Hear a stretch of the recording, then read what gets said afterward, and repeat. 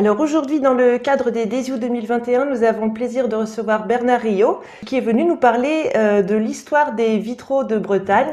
Bernard Riot, bonjour. Bonjour. Nous vous écoutons pour cette conférence en ligne.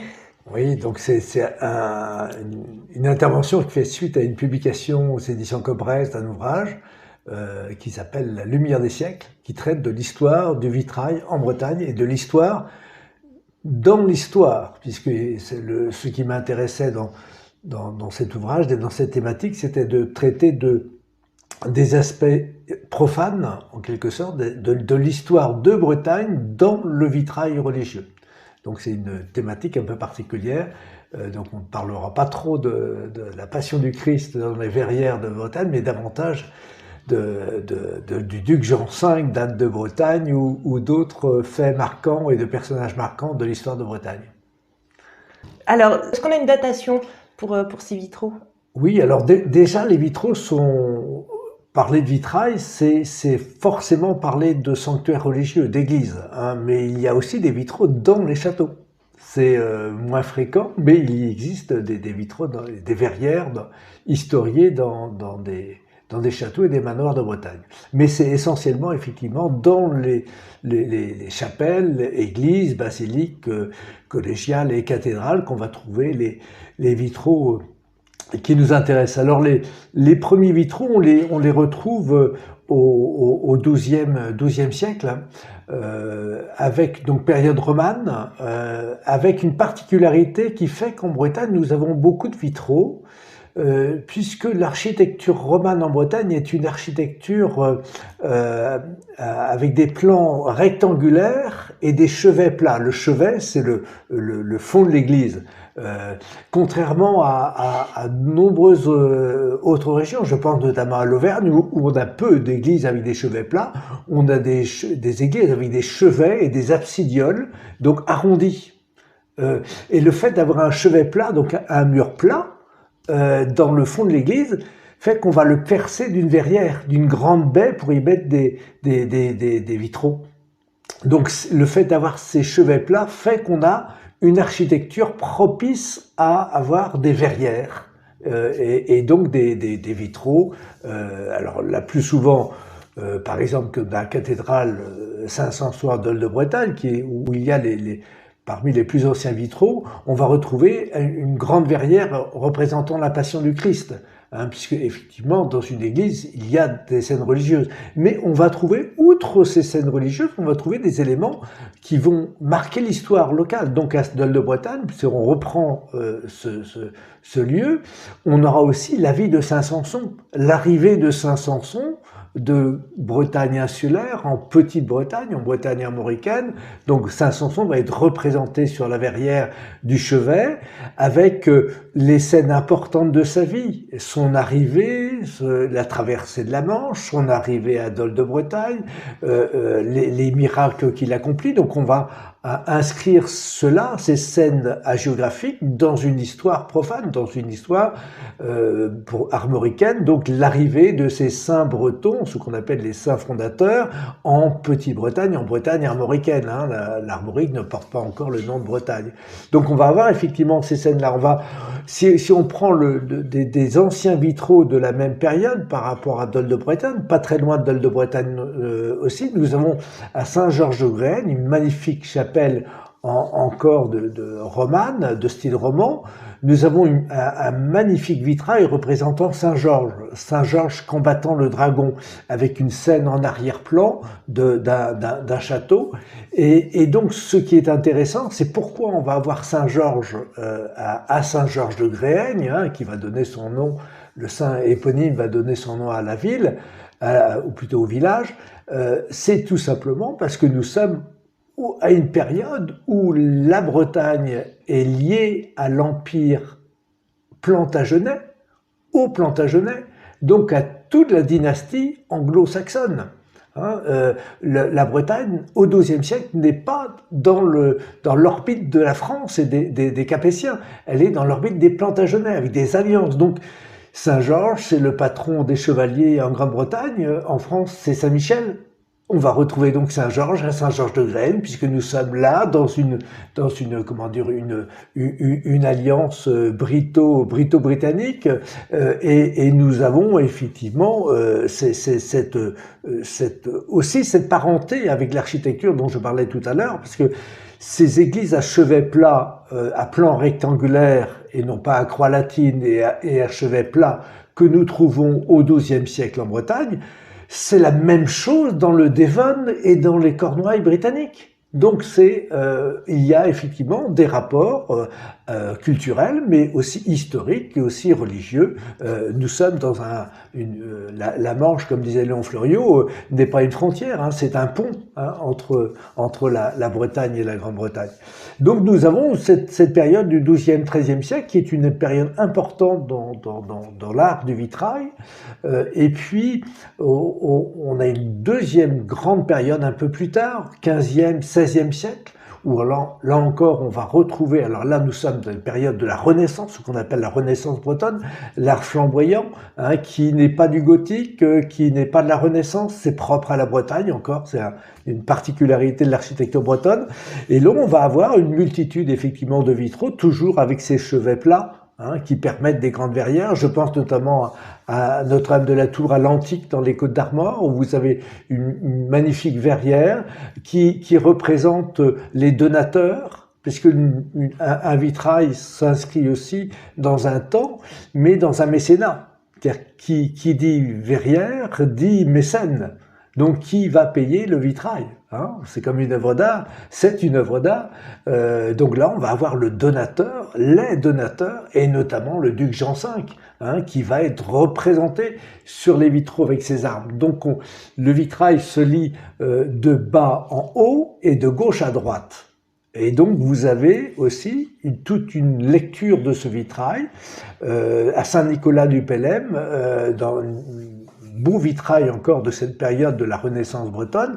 Vous avez les donateurs qui sont représentés en bas du vitrail, hein, le seigneur et son épouse, hein, qui sont les mécènes qui ont offert le vitrail à l'église et qui se font représenter en bas du vitrail.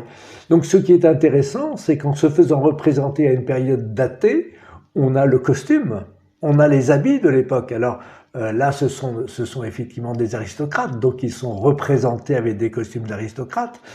Mais lorsque nous avons un ecclésiastique, il va être représenté avec son habit ecclésiastique. Je pense à l'église de Bulat-Pestivial, encore dans les Côtes d'Armor, où vous avez le recteur là de l'église qui a fait don d'un vitrail.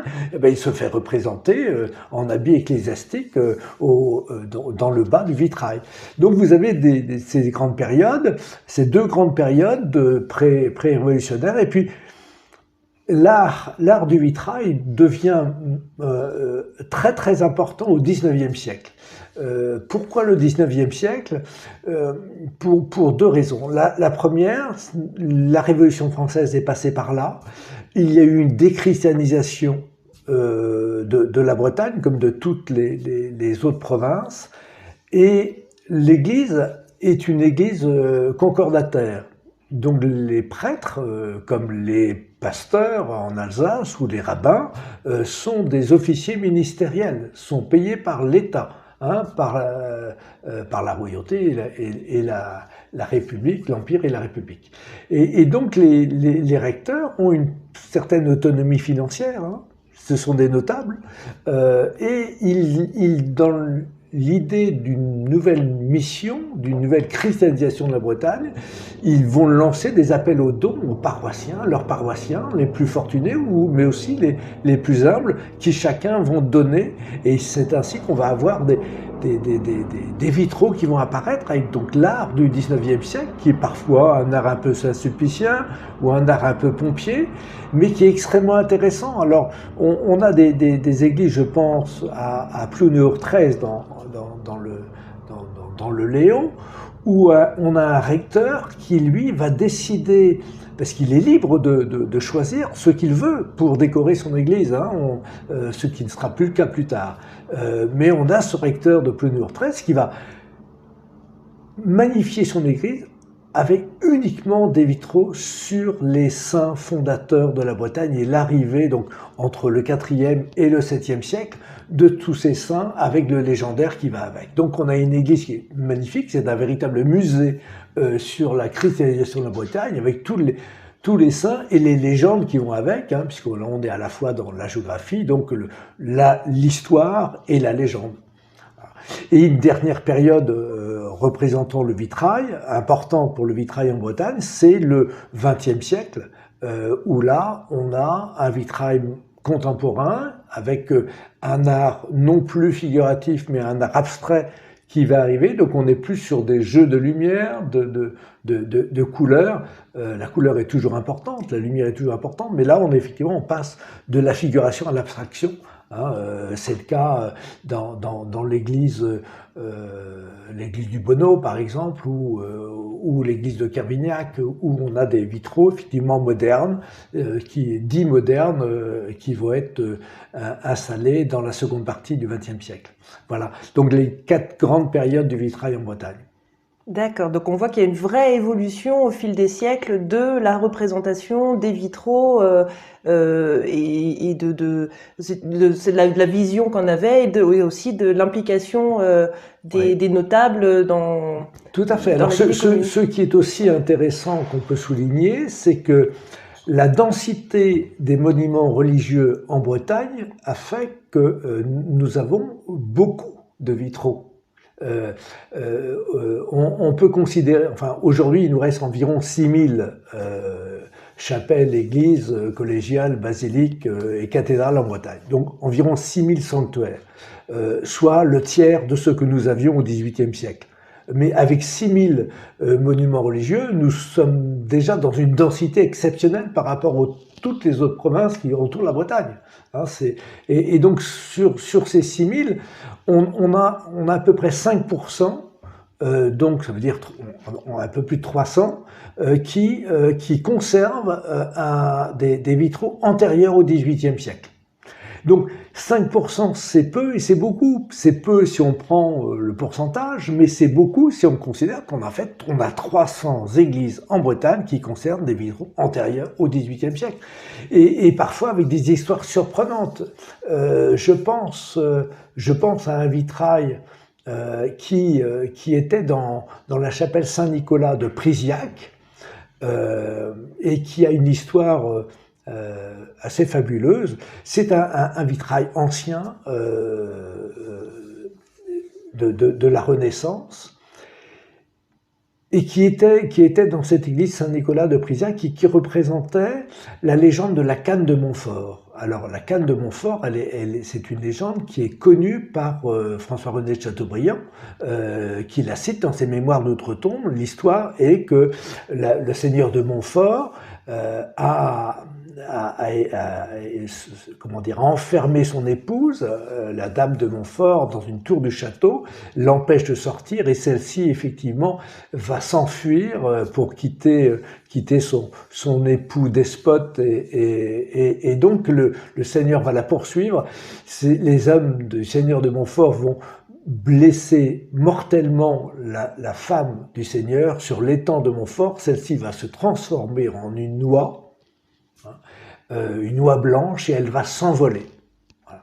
Et la légende dit que tous les ans, la Canne de Montfort va revenir le jour de la Saint-Nicolas avec ses petits oisillons, ses canetons, pour montrer effectivement la permanence. Alors là, on est dans une histoire fabuleuse parce qu'on est dans l'histoire, mais de la mythologie, la symbolique. L'oie, la canne, la grue sont des animaux qui sont apparentés à des fées de l'autre monde. Donc la Canne de Montfort, c'est une allégorie de la fée. Alors cette représentation de la légende de la Canne de Montfort, elle était dans l'église Saint-Nicolas de Priziac, dans le Morbihan, pour une raison, c'est que la famille possessionnée était associée au seigneur de Montfort. Donc on a historiquement effectivement une relation entre Priziac et Montfort-sur-Meux en Ille-et-Vilaine. Et ce vitrail était détérioré, donc il a été démonté dans les années 30, 1930, pour être restauré. Entre-temps, la guerre arrive, 1945, on met des vitraux dans des caisses à l'abri des troupes allemandes qui arrivent, et ce vitrail va être entreposé dans la région de Tours, et plus personne ne sait ce qui se passe. Donc le vitrail ne revient pas à Saint-Nicolas de Priziac. Dans les années 80, 1980, on retrouve les caisses avec des vitraux, notamment le vitrail de Saint-Nicolas et la canne de Montfort. On le restaure et on l'envoie où? Non pas à Priziac dans le Morbihan, erreur d'adresse, on l'envoie à Trizac dans le Cantal. Alors le maire de Trizac dans le Cantal trouve des vitraux magnifiques, fin 15e, 16e siècle, et ben, lui qui fait, il les installe dans son église. C'est ainsi qu'on installe la légende de la canne de Montfort dans l'église de Trizac, dans le Cantal, où ils y sont toujours, parce que la commune de Priziac, dans le Morbihan, n'a jamais demandé à récupérer les vitraux, ce que pourrait le faire, parce que ça, on est là dans l'histoire et le légendaire de la Bretagne, le patrimoine de la Bretagne, et ce patrimoine de la Bretagne, aujourd'hui, pour une raison effectivement que je viens de vous expliquer, dans le Cantal, mais quand vous allez dans l'église de Trizac dans le Cantal, aucune mention n'indique qu'il s'agit d'un vitrail venant de Bretagne et n'indique l'illustration, l'iconographie, à savoir la légende de la canne de Montfort. Donc ce qui, moi, m'a intéressé, c'est d'expliquer ces vitraux aussi. C'est d'expliquer leur histoire, ce qu'ils représentent. Donc là, on a le légendaire, on a d'autres légendes, puisque nos saints bretons sont souvent liés à des légendes, donc les légendes apparaissent dans les vitraux. Le légendaire est aussi présent. Vous venez de dire à l'instant que le légendaire est présent, et est-ce qu'on trouve aussi des traces, des représentations de l'au-delà un petit peu, puisque la mort et le légendaire breton sont quand même intimement liés? On retrouve cette idée-là? On retrouve de tout en fait, on retrouve tout dans le vitrail en Bretagne. Alors si on parle de la mort, on a plusieurs effectivement représentations de la mort, ce qu'on appelle l'encou, hein, l'ouvrier de la mort, hein, en Bretagne. Eh bien l'encou est représenté dans le vitrail en Bretagne. On va en avoir deux exemples, par exemple dans la chapelle Saint-Lubin à Plémet. Dans le Côtes d'Armor, où vous avez une représentation de l'encou avec le crâne, plusieurs crânes d'ailleurs, et donc qu'on associe à l'encou. Dans la cathédrale de Saint-Brieuc, vous avez une autre représentation très intéressante qui est l'encou sous la forme d'un squelette avec le sablier du temps. Donc le temps qui s'écoule. Donc voilà, une belle représentation de l'encou. Si on reste dans le légendaire, dans la belle église Notre-Dame des Marais à Fougères, vous avez une représentation de la fée Mélusine. Alors, la fée Mélusine dans une église. Hein. Alors c'est vrai qu'on connaît des sirènes sculptées sur des chapiteaux ou des sablières, hein, mais c'est le seul vitrail représentant une sirène à ma connaissance. Hein, mais je n'ai pas, c'est un travail qui n'est pas exhaustif parce que je n'ai pas visité les 6000 chapelles, j'en ai visité beaucoup, mais je suis certain qu'il y a encore des pépites. Hein, d'ailleurs, j'invite les gens à les signaler, hein, comme ça on pourra compléter l'ouvrage dans une prochaine édition. Mais donc on a cette représentation de la sirène, et toujours pour des raisons historiques, comme je l'ai expliqué tout à l'heure pour la légende de la canne de Montfort, dans l'histoire de la sirène de Fougères.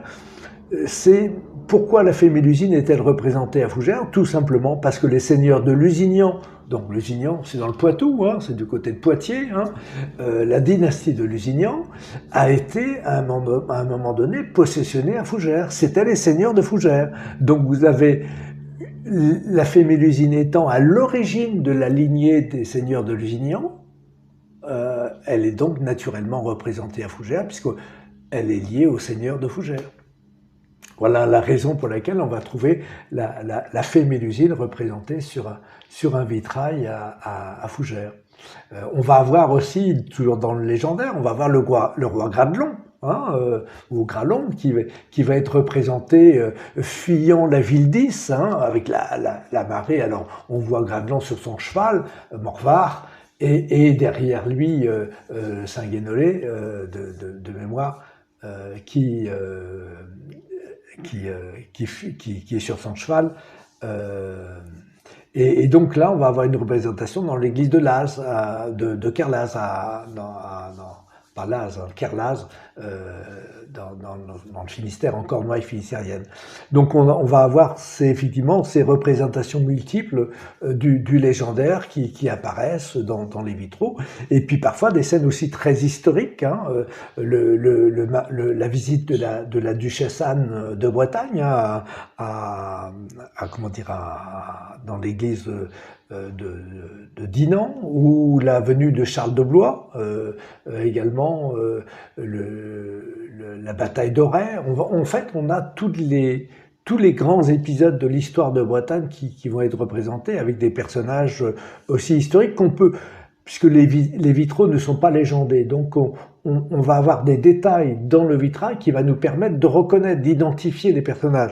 Je vais vous donner par exemple un exemple qui est intéressant, c'est celui-ci.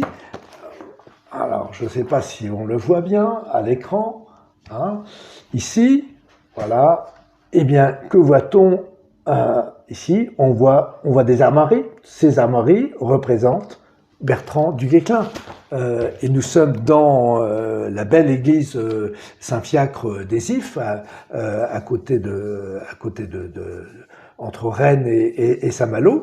Et pourquoi va-t-on trouver donc les armes de Bertrand du Guesclin sur ce vitrail du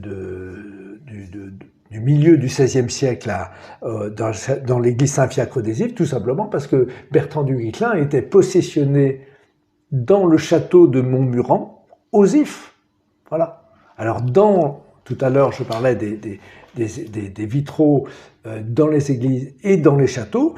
Eh bien, dans la chapelle du château de Montmuran, qu'on peut visiter et que je vous invite à visiter, on a un autre vitrail représentant toute la vie de Bertrand du Guesclin. Voilà. Donc là, on n'est pas du tout dans un vitrail religieux, hein, on est dans un vitrail historique. Alors c'est aussi vrai sur d'autres vitraux. On a parfois aussi une confusion entre l'histoire et la religion. L'une des représentations les plus communes que nous trouvons dans les sanctuaires en Bretagne, ce sont les représentations à l'effigie de Sainte Anne et de la duchesse Anne. Alors, Sainte Anne étant la patronne des Bretons, comme chacun sait, et la duchesse Anne étant un personnage emblématique de l'histoire de la Bretagne. Et parfois, on a une confusion entre les deux. C'est ainsi que dans l'église Saint-Marcel l'église de Saint-Marcel, à côté de Malétroit, dans le Morbihan, vous avez une très belle représentation dans le transept de la duchesse Anne, qui est auréolée comme Sainte Anne. Donc, on ne sait pas si c'est Sainte Anne qui est représentée ou la duchesse Anne. Donc, on a parfois cette confusion qui existe. C'est aussi vrai dans l'église Saint-Déry, toujours dans le Morbihan, du côté de Josselin-Pleuhermel, où vous avez un très beau vitrail représentant effectivement Sainte Anne avec une confusion avec la duchesse Anne. Donc parfois Sainte Anne, il n'y a aucune ambiguïté, elle est bien représentée comme telle, et puis parfois c'est la duchesse Anne qui est aussi très bien représentée. Je pense à l'église de Dinan où on a un très beau vitrail représentant Sainte Anne, la duchesse Anne. Donc parfois cette confusion existe. Est-ce qu'à titre personnel, vous avez un ou plusieurs vitraux un petit peu coup de cœur, si je puis dire, parce que par le thème qu'ils représentent? Il y a plein de choses très très intéressantes je vais vous montrer par exemple un très beau vitrail à Saint-Caux-le-Guildo. C'est la bataille de Saint-Caux-le-Guildo qui a eu lieu en 1758. Voilà, donc c'est une belle représentation. On en a d'autres, hein, parce qu'en fait, l'église est un lieu sacré, c'est un lieu de prière, c'est un lieu de méditation. Donc c'est d'abord un sanctuaire, mais c'est aussi un lieu de réunion. La fabrique, ce qu'on appelait la fabrique, ou dans le pays Redour, ce qu'on appelle la frérie, qui est une notion un peu différente. La fabrique va réunir ses fabriciens dans l'église pour les grandes réunions annuelles où on va parler de choses très profanes et non pas de choses sacrées.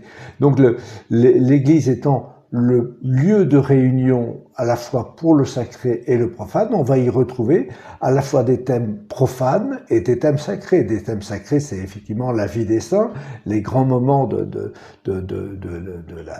l'évangélisation ou les grands moments de la passion du Christ notamment.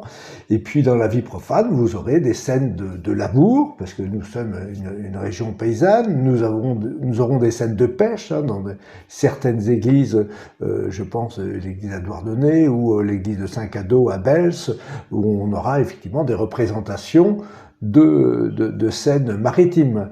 Et puis des scènes de la vie de tous les jours qui ponctuent la vie quotidienne et la vie des hommes, donc des baptêmes, mariages, décès, qui vont être aussi représentés dans ces vitraux.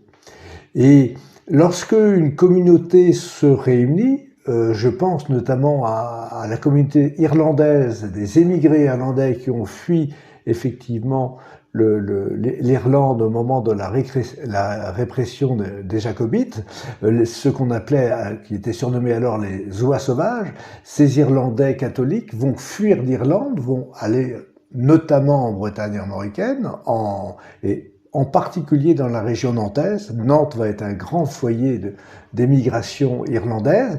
Ils vont se retrouver au sein d'une église. Ils vont choisir leur église. Ils vont reformer la communauté. Ça va être l'église Saint-Similien à Nantes. C'est ainsi que dans l'église Saint-Similien à Nantes, vous aurez 2 vitraux qui vont être dédicacés à Saint-Patrick. Donc c'est pas anodin, effectivement, de retrouver des vitraux représentant Saint-Patrick, le saint patron de l'Irlande, dans l'église des Irlandais à Nantes au XVIIIe siècle. Église Saint-Sémilien où on a aussi un vitrail très intéressant qui lui se remonte à la fondation et au début du christianisme en Bretagne. On va avoir ce que j'ai appelé le dragon de la miséricorde. Enfin, je devrais plutôt dire la légende ou l'histoire a appelé le dragon de la miséricorde, qui est une légende, un fait légendaire devenu comment dire, partie intégrante de la fondation de cette région, de cette paroisse de Saint-Similien à Nantes. 3 chevaliers, donc ça se passe au bas Moyen-Âge, 3 chevaliers affrontent un dragon. Alors les 3 chevaliers sont ritualisés avec un code couleur, comme on pourrait dire aujourd'hui, le blanc, le rouge et le noir, et chaque chevalier va affronter le dragon, et à 3, effectivement, ils vont vaincre le fameux dragon, qui va devenir le dragon de la miséricorde, lieu du cimetière aujourd'hui, le cimetière de la Miséricorde à Nantes, qui est proche de l'église Saint-Similien. Donc on a cette belle représentation de la légende des chevaliers et du dragon de la Miséricorde dans l'église Saint-Similien, en outre les représentations de Saint-Patrick qui rappellent la présence des Irlandais à Nantes. Dans des vitraux plus modernes, dans les guerres plus modernes, on a toute une série de vitraux sur la guerre de la guerre de 100 ans, la guerre de 7 ans, on a toutes les grandes guerres qui sont représentées dans l'histoire de la Bretagne, les Vikings.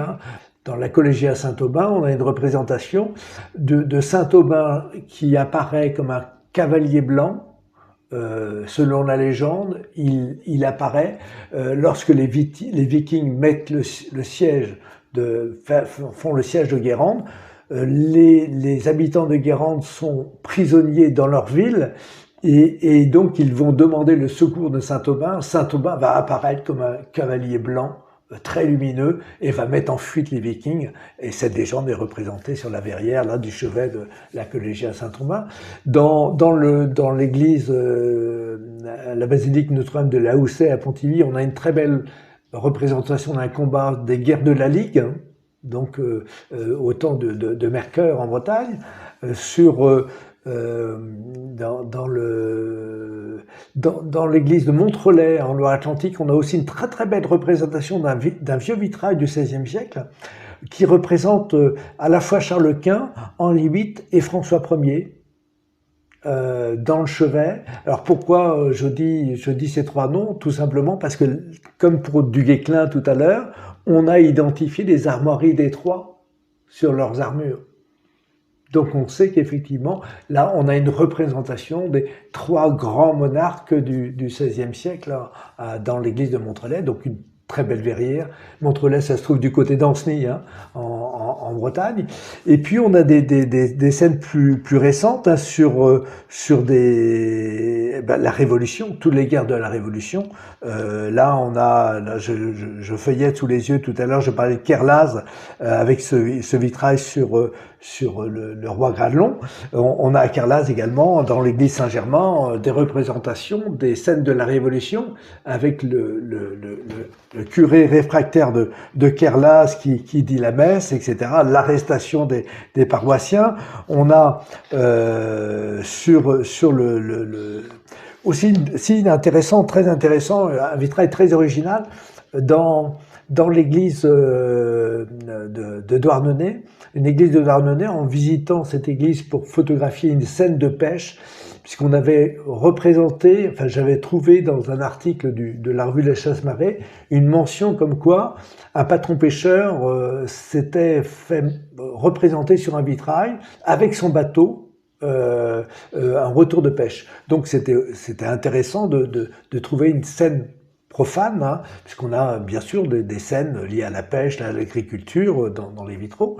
Et donc en visitant cette église, bingo, je trouve bien sûr la scène représentée, mais je trouve également une représentation de l'abbé réfractaire de Douarnenez pendant la Révolution, qui avait été déporté sur les pontons de la Charente, et qui est représenté dans l'église. Je trouve une représentation des 7 saints fondateurs de Bretagne, ce qu'on appelle les 7 saints du Trobrez, également représentés dans cette église, et une scène complètement inimaginable, à savoir une représentation de Louis XVI, Marie-Antoinette, Louis XVII, le dauphin, et Madame Royale, sa sœur, emprisonnés au Temple à Paris. Donc, la seule représentation du roi Louis XVI en Bretagne, Douarnenez, dans cette église. Donc, le chapiteau, vitrail non référencé, bien sûr, au monument historique, que j'ai eu le plaisir de photographier, de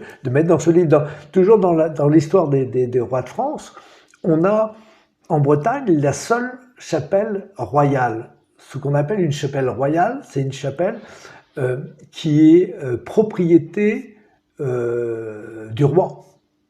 Or, nous avons une chapelle royale en Bretagne. Alors, c'est une chapelle très particulière, puisque c'est le dernier roi de France, Louis-Philippe, ou plutôt roi des Français, puisque Louis-Philippe se disait roi des Français et non pas roi de France. Et donc, Louis-Philippe avait acheté le château de Careil à Plessé. Plessé, ça se trouve du côté entre Redon et Guémené-Pafos, donc à la croisée de la Loire-Atlantique, du Morbihan et l'Ille-et-Vilaine. Et donc Louis-Philippe avait acheté ce château, le domaine de Careil, parce que son fils, le prince de Joinville, était un grand veneur, un grand chasseur à Cours, et il y avait la forêt du Gavre à côté. Donc il lui avait offert le château de Careil, le domaine de Careil, et la forêt du Gavre où le prince de Joinville pouvait chasser. Et comme c'est une chapelle royale, Louis-Philippe a fait décorer cette chapelle, donc c'est une chapelle de château, c'était pas une chapelle paroissiale, il a fait décorer ce château par tous les grands artistes, hein, de la manufacture de Sèvres. Donc c'est une chapelle qu'on peut visiter aussi au moment des Journées du patrimoine, qui est royale puisqu'elle était attribuée au roi, et qui est décorée par tous les grands artistes, alors que ce soit pour les vitraux, mais aussi pour les tableaux de la manufacture de Sèvres. Donc vous avez une représentation des grands saints bretons aussi, parce que Louis-Philippe cherchait à se faire bien voir des Bretons, donc il a fait représenter des grands saints de la Bretagne armoricaine dans ce château, et bien sûr, il a fallu la dédicacer, donc on a dédicacé cette chapelle à Saint-Louis et Saint-Philippe, Louis-Philippe. Alors, Saint-Louis, on connaît sa représentation, donc il est bien représenté dans la chapelle, avec sa tunique bleue et les fleurs de lys. Et puis, Saint-Philippe, c'est un saint de l'Antiquité chrétienne, en quelque sorte, et on n'a aucune représentation de Saint-Philippe. On ne sait absolument pas comment était représenté Saint-Philippe. Alors, qu'à cela ne tienne, les artistes un peu flagorneurs de l'époque, comme toujours d'ailleurs, ont fait représenter Saint-Philippe avec les traits de Louis-Philippe, et je ne vous mens pas, regardez, donc c'est bien effectivement Louis-Philippe qui est représenté comme Saint-Philippe dans la chapelle royale de Careil. Alors, pour la petite anecdote. Donc voilà, on a plein d'histoires comme ça sur ces vitraux. Alors tout à l'heure, je parlais des guerres. On a bien sûr la guerre de 1870, la très beau vitrail à Henri XX, Notre-Dame de Guyaudet, représentant la guerre de 1870.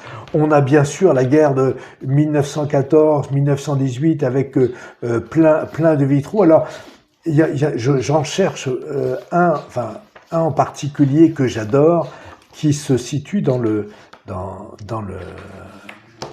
Finistère, en Cornouailles. C'est l'église Saint-Urien à Saint-Urien. Alors c'est celui-ci. Voilà, je le baisse un peu. Voilà, celui-ci. Et c'est un vitrail que je trouve admirable. Donc représentant les paroissiens et les paroissiennes de Saint-Urien pendant la guerre 14-18. Alors que voit-on sur ce vitrail? Eh bien, on voit les enfants. Au premier plan, on voit les soldats de Saint-Urien qui sont dans les tranchées. Au second plan, on voit les enfants, les femmes et les vieillards, ceux qui ne combattent pas, ceux qui sont à l'arrière du front, et on les voit tous représentés en costume, avec les coiffes, le costume de Cornouailles, et au dernier plan, effectivement, on voit la Vierge, Sainte Jeanne d'Arc, qui va protéger tout le monde, bien sûr. Mais ce qui est intéressant, c'est on associe les combattants aux civils. Et donc, ces visages des enfants et des femmes et des vieillards de Saint-Urien ont aujourd'hui disparu. C'est-à-dire que ce sont et on conserve les gens de Saint-Urien, les gens originaires de Saint-Urien peuvent voir leurs ancêtres sur ce vitrail, puisque l'artiste a bien sûr s'est inspiré des gens de l'époque pour créer le vitrail. Donc ce ne sont pas des visages inventés, ce sont les visages des paroissiens de 1914-1918 qui sont représentés sur ce vitrail. Et je trouve ça admirable. Il y a beaucoup d'émotions. Enfin, moi, je ressens beaucoup d'émotions en regardant ce vitrail représenté. On a dans la même série, on a ce que moi j'appelle quasiment une nécropole. Ça se trouve aussi en Loire-Atlantique, comme vous voyez, la Loire-Atlantique est vraiment un pays breton. C'est l'église de Notre-Dame de l'Assomption à Montbert. Montbert se trouve dans le pays de Clisson, dans le vignoble. Et le recteur de l'époque avait fait la guerre 14-18, et il en était revenu vivant, et il avait lancé à son retour une grande souscription auprès des habitants de Montbert pour que les morts, ses camarades qui étaient morts au front, soient représentés dans l'église de Montbert. Et c'est ainsi qu'on a toute l'église qui est entièrement décorée avec des vitraux représentant toutes les batailles de la guerre 14-18, Verdun, les Dardanelles, Dixmude, le chemin des Dames, toutes les grandes batailles sont représentées, et avec au pied du vitrail ou au-dessus, vous avez en médaillon les soldats qui sont morts sur ce champ de bataille.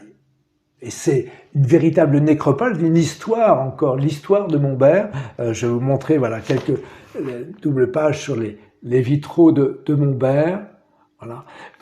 Et quand effectivement on visite cette église, on a toute l'histoire de la guerre 14-18, mais aussi toute l'histoire de Montbert qui défile sous nos yeux. Et bien sûr, la guerre 14-18 va être succédée à la guerre de 1870, et la guerre 1939-1945 va arriver. On avait dit que la guerre 14-18 serait la dernière guerre la dernière des grandes guerres. On n'en a pas tiré, bien sûr, de cet enseignement et on a refait une autre guerre. Et bien, cette autre guerre de 1945 va être représentée aussi dans des lieux importants, là où il y a eu des événements majeurs. Je pense par exemple à Morlaix, où un bombardement aérien anglo-américain va faire que une école va être entièrement détruite, les enfants et leurs institutrices vont être tués. Eh bien, on va avoir une représentation de ce drame dans l'église. Je cherche le vitrail voilà, c'est l'église Saint-Martin à Saint-Martin-des-Champs. Voilà, représentant le bombardement avec tous les enfants et leur institutrice décédée pendant son bombardement. Mais on va aussi avoir dans l'église de Quérentré à Lorient une représentation des bombardements de Lorient. Hein, dans l'église de Bernay, chapelle de Bernay, vous avez une représentation aussi des Lorientais qui fuient les bombardements de Lorient, qui se réfugient à la campagne. Donc là, vous aurez une représentation de la guerre. En fait, tout est représenté depuis les 2000 ans. On a 2000 ans d'histoire de la Bretagne représentée dans nos vitraux. Oui, donc on voit qu'au même titre que les tableaux, les vitraux sont vraiment des témoins de l'histoire de la Bretagne et des grands événements qui ont marqué son histoire. Tout à fait, à la fois des événements malheureux, tragiques, hein, avec ces bombardements dont je parlais tout à l'heure, ou ces épisodes de guerre, mais aussi des événements heureux. Donc l'Église est le témoin de toute l'histoire à la fois nationale et la petite histoire locale, et parfois des événements qui sont locaux mais qui vont devenir ou qui participent d'un événement national. Je pense dans l'église Notre-Dame de la Houssaye à Pontivy, vous avez un vitrail représentant un épisode des guerres de la Ligue, donc qui est effectivement localisé à Pontivy, et donc on a cet épisode de la guerre qui s'inscrit dans un épisode national, dans une histoire nationale, hein, entre les ligueurs et les partisans du roi. Et puis on va avoir des épisodes tragiques, si je pense toujours à Pontivy, mais ça c'est vrai dans bien d'autres sanctuaires, des représentations de la peste, hein. La fameuse peste, la peste noire, hein, qui a ravagé toute l'Europe et pas simplement la Bretagne. Donc ces épisodes-là vont être aussi représentés. Les épisodes tragiques, épisodes heureux, les mariages. On va avoir dans un certain nombre d'églises des représentations des mariages. Alors ça sera pas le mariage du vulgaire, le mariage du paysan, hein, ça va être le mariage princier bien sûr. Hein, on représente des grands personnages dans les vitraux. Par exemple à Josselin, vous aurez les très belles représentations de la grande famille avec Olivier Clisson, etc. On va retrouver des scènes de mariage avec le mariage du duc de Bretagne avec Françoise d'Amboise dans la très belle église du Gavre en Loire-Atlantique, une représentation ici du mariage de la duchesse Anne. Alors là, c'est pas dans une église, c'est à l'hôtel de Villedevanne, hein, au premier étage de l'hôtel de Villedevanne. Vous avez un magnifique vitrail représentant le mariage de la duchesse Anne. Donc des événements tragiques, avec des épisodes malheureux, des épidémies, on en connaît aujourd'hui à une actualité, et puis des épisodes plus heureux, aussi des scènes de victoire, hein, de bataille historique, que ce soit à Crozon, à Camaret, à Arzon, dans la presqu'île du Ruisse, où vous avez une belle représentation de la victoire, d'une scène de victoire, une bataille navale qui a eu lieu au XVIIIe siècle contre les Anglais. Donc tout est représenté, hein. Il n'y a pas d'exclusivité, on parle de tout sur les vitraux. Bien Bernard Rillaud, nous vous remercions d'être venu nous parler des vitraux de Bretagne. Et puis si vous voulez en savoir un petit peu plus sur ces vitraux, eh bien nous vous invitons à vous procurer le très beau livre voilà. La lumière des siècles, qui est sorti aux éditions Cobb Braze. Voilà. Bernard Rillaud, merci infiniment. C'est moi qui vous remercie. Au revoir. Au revoir.